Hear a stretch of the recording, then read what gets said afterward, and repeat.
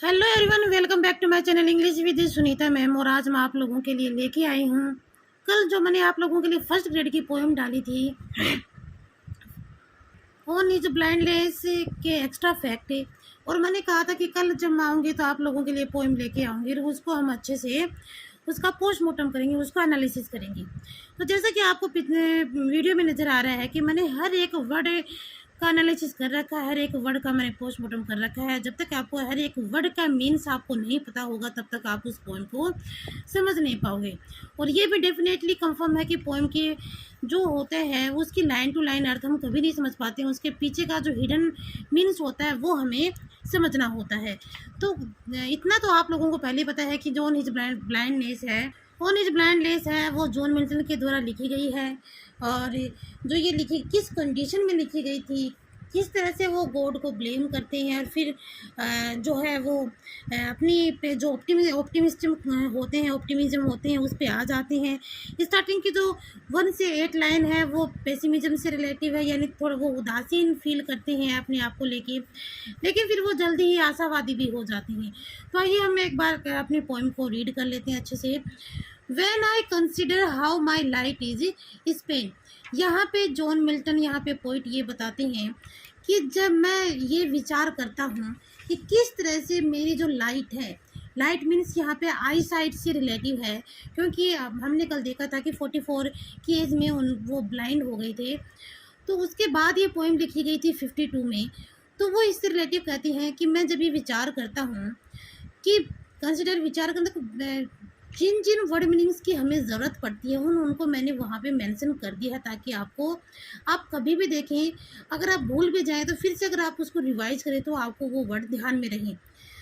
यहाँ पे light use हुआ है आई साइड के लिए और स्पेंट यूज हुआ है लॉस्ट। तो यहाँ पे कवि जो कहते हैं वो कहते हैं कि कैसे मैंने अपने आई साइड को खो दिया है, यानी किस तरह से मेरी आंखों की लाइट है, जो रोशनी है, वो चली गई है। Ere half my days in the dark world and wide.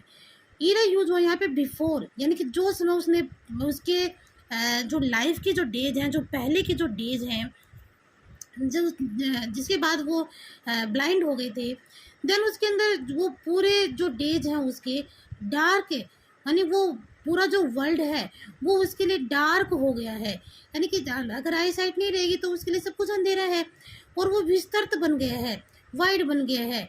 अब उसकी कोई और छोर उसको नज़र ही नहीं आता है।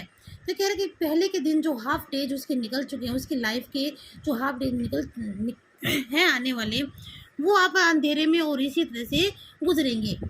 तो यहाँ पे हम देख सकते हैं, मैंने यहाँ पे लिटरेशन लगाया है। लिटरेशन क्या होता है, मैंने कल भी आपको बताया था कि कॉन्सोनेंट के वर्ड का जो बार बार रिपीटेशन होता है उसमें अलिट्रेशन डिवाइस यूज होता है। तो यहाँ पे डेज और डार्क, डेज का डी, डार्क कॉन्सोनेंट वर्ड का रिपीटेशन होता है, ध्यान रखें। तो यहाँ पे डी डी डब्ल्यू डब्ल्यू यहाँ पर एलिट्रेशन डिवाइस यूज हुआ है। Then next and that one talent which is death to hide.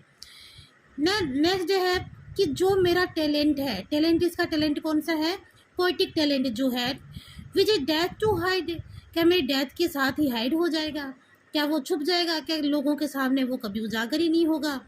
Lord's with me useless, क्या वो दफन हो जाएगा मेरी यूजलेस के साथ ही। यूजलेस यानी कि उसका जो पोइटिक टैलेंट है, क्या वो यूजफुल नहीं होगा लोगों के लिए, गॉड के लिए, क्या ऐसे ही वो दफन हो जाएगा। Which is death to hide, तो क्या सॉरी हम हाँ, दो माई सोल मोर बेंट, यद्यपि मेरी जो आत्मा है, मेरी जो सोल है, वो पूरी तरह से समर्पित है उस टैलेंट के लिए। मैं अपने टैलेंट को सबके सामने रिफ्लेक्ट करना चाहता हूँ, सबके सामने उजागर करना चाहता हूँ। मैं पूरी तरह से समर्पित हूँ, मैं अपने टैलेंट को सबके सामने लाना चाहता हूँ। To serve therewith my maker, और मैं मेरा जो भगवान है, मेकर यहाँ पे गॉड के लिए यूज हुआ है, कि मेरा जो मेकर है, मुझे जो बनाने वाला है, उसको मैं अपने टैलेंट की सर्विस देना चाहता हूँ। सर्वे यहाँ पे सर्विस के लिए यूज हुआ है कि मेरे अंदर जो भी टैलेंट है पोइटिक से रिलेटिव, उस टैलेंट की मैं सर्विस देना चाहता हूँ मेरे मेकर को। And present my true account, और वो प्रेजेंट मतलब उसके सामने प्रेजेंट करना चाहता हूँ मैं अपनी सर्विस को। माई ट्रू अकाउंट यानी मेरी जो सर्विस है, जो पोइटिक टैलेंट है, लेस्ट रिटर्निंग चाइल्ड। लेकिन मैं फिर एक ये फटकार के साथ वापसी लौट जाता हूँ। यहाँ पे लेस्ट ही यूज हुआ है गॉड के लिए, कि गॉड मेरे को वो फटकार लगाता है, उस चीज़ चाइल्ड यूज हुआ यहाँ पे फटकार के लिए। डोथ गॉड एग्जैक्ट डे लेबर। फिर क्या कहता है कि डोथ डोथ यहाँ पे तो पुराने वर्ड में ये डज को डोथ बोलते थे, यहाँ पे कह रहा है कि डोथ गॉड एग्जैक्ट डे लेबर। मैं पूरी तरह से समर्पित हो जाना चाहता हूँ। गॉड एग्जैक्ट अपने अपने गॉड के लिए उसे ये अपेक्षा रखता है कि मैं डे लेबर करूँ, दिन रात मेरी जो टैलेंट है मैं दिन रात लगा रहूँ और उसकी सेवा करूँ। Light denied and then next कहते हैं लेकिन एक साथ है। अब लाइट आपको पता है डिनाइड एंड लाइट किसके लिए यूज हुआ है, उसी आई साइड के लिए यूज हुआ है। और डिनाइड मना करना, तो लाइट डिनाइड की जो, लेकिन जो ब्लाइंड पर्सन है, लेकिन मैं जो ब्लाइंड हो चुका हूँ उसकी वजह से मैं किस तरह से डे लेबर करूँ। वो बीच में अपनी उसी जो ब्लाइंड हो चुका है उस कमी को वो बार बार उसको उजागर करता है। आई फाउंडली आस्क, लेकिन तभी वो उत्सुकता से ये पूछता है, उत्सुकता जिज्ञासा से वो ये पूछता है, बट पेशेंस टू प्रिवेंट। लेकिन उसकी जो इनर सोल है, पेशेंस यहाँ पे यूज हुआ इनर सोल के लिए, उसकी जो अंतरात्मा है, उसकी अंतरात्मा है दैट मर्मर सून रिप्लाई। अब उसको धीरे से जवाब देती है, उसकी अंतरात्मा उसको ये दिखाती है, उसको ये जवाब देती है कि गॉड डोंट नो नीड, कि ईश्वर को तो वैसे तुम्हारी ज़रूरत नहीं है। आइदर मैन्स वर्क और हिज ओन गिफ्ट। और भी बहुत से लोग हैं जो ईश्वर के काम, ईश्वर की आराधना में या उसके टैलेंट, अपने टैलेंट को दिखाने के लिए लाइन में लगे हुए हैं, या उसको अपने टैलेंट के थ्रू गिफ्ट देने में या उसको रिझाने में लगे हुए हैं। तुम ही अकेले नहीं हो। Who best bear his mild yoke, और जो अपना बेस्ट देना चाहते हैं किसी भी पीड़ा को सहन करके, चाहे उनको कैसी भी पीड़ा सहन करनी पड़े, लेकिन वो प्रभु को अपनी जो बेस्ट है वो ही प्रोवाइड करवाना चाहते हैं। माइंड योक, माइंड होती है पीड़ा, योक होता है बर्डन, यानी हर एक पीड़ा से लदा हुआ जो बर्डन है उनको, वो हर चीज़ को भूल करके, हर चीज़ को सहन करके ओनली फॉर गॉड को बेस्ट ही देना चाहते हैं। दे सर्वे हिम बेस्ट, वो उनके लिए बेस्ट करते हैं। हिज स्टेज किंगली, क्योंकि वो तो राजा है, वो तो पूरी दुनिया का, पूरी प्रजा का राजा है। उसके लिए तो आजू बाजू सब खड़े हुए हैं, हर एक लाइन में लगा हुआ है कि किसी तरह से उसकी नज़र हम पे पड़े और हम उनके लिए कुछ कर दिखाएं। Thousands at his bidding speed, thousand देखो यहाँ पे कि जो उसकी लाइन में लगे हुए हैं बहुत से लोग, थाउजेंड सैकड़ों लोग उसके एक आदेश का वेट करते हैं कि किसी तरह से हमारा जो मेकर है, हमारा जो गॉड है, वो हमें आदेश दे और हम अपने टैलेंट को उजागर करें। And post ever land and ocean without rest, और जो पोस्ट यहाँ पे यूज हुआ ट्रेवल के लिए, कि यहाँ पे जिस लैंड को पार करके वो उस तक पहुँचे हैं, ट्रेवल करके वो उस तक पहुँचे हैं। और जो ओशन है, ओशन भी बिना रेस्ट के वहाँ, ओशन को भी बिना रेस्ट के करके वहाँ पे पहुँचे हैं।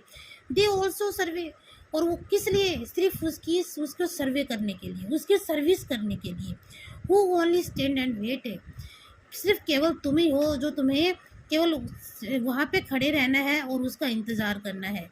केवल वो लोग जो उसके लिए सिर्फ एक आदेश का वेट कर रहे हैं कि हम उस लाइन में खड़े हुए हैं, किसी तरह से हमारा जो मेकर, हमारा जो गॉड है हमें आदेश दे, और इसी आदेश के लिए वो वहाँ पे वेट में खड़े हुए हैं।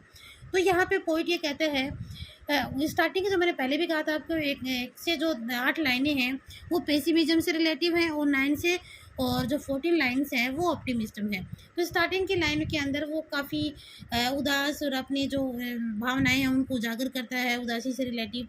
बट नेक्स्ट ही लाइन में वो अपने आप को ऑप्टिमिस्टिक कर देता है, आशावादी कर देता है कि मुझे अपने टैलेंट को उजागर करने के लिए किसी के वेट करने की ज़रूरत नहीं है, मुझे अपने टैलेंट को किसी भी तरह से उजागर करना है और उस ऊपर वाले के सामने उसको रिफ्लेक्ट करना है। क्लियर है?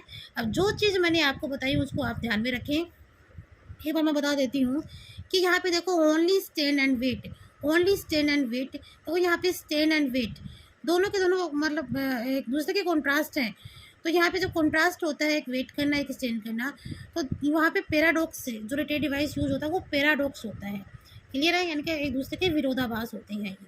नेक्स्ट यहाँ पे देखो थाउजेंड, तो यहाँ पे थाउजेंड यानी सैकड़ों लोग, यानी कुछ चीज़ को बढ़ा चढ़ा के बताया गया है। तो जिस चीज़ को हम बढ़ा चढ़ा के बताया जाए तो उसका हाइपरबली यूज होता है। देन यहाँ पे पेशेंस एंड प्रिवेंट, तो पेशेंस एंड प्रिवेंट यहाँ पे पर्सोनिफिकेशन दिया गया। मैंने कल भी कहा था कि जब पर्सन का फिक्शन होता है तो उसके लिए पर्सोनिफिकेशन यूज होता है। देन यहाँ पे आगे मैंने ऊपर बताया दिया था death to hide, death to hide यहाँ पे मेटाफर यूज हुआ है। डेथ टू हाइड यानी कि बिना किसी जैसे एज और लाइक के अंदर हम सिमली यूज करते हैं, तो बिना सिमली के, बिना एज और लाइक के जब एक कंपैरिजन होता है से तो उसको मेटाफर यूज होता है। एंड दैट वन टैलेंट के अंदर पन यूज किया गया है। ओके, तो ये हमारी पोएम कंप्लीट हो गई है। और नेक्स्ट आगे वाले जो थर्ड पार्ट होगा उसके अंदर मैं इसके क्वेश्चन आंसर आप लोगों के लिए लेके आऊँगी। इसके अंदर जितने भी इंपॉर्टेंट क्वेश्चन बनते हैं वो मैं लेके आऊँगी। तो मुझे कमेंट के थ्रू ज़रूर बताएं कि आप लोगों के लिए कैसा है, यूज़फुल है कि नहीं है, और मुझे मोटिवेट ज़रूर करें। Okay guys, bye bye.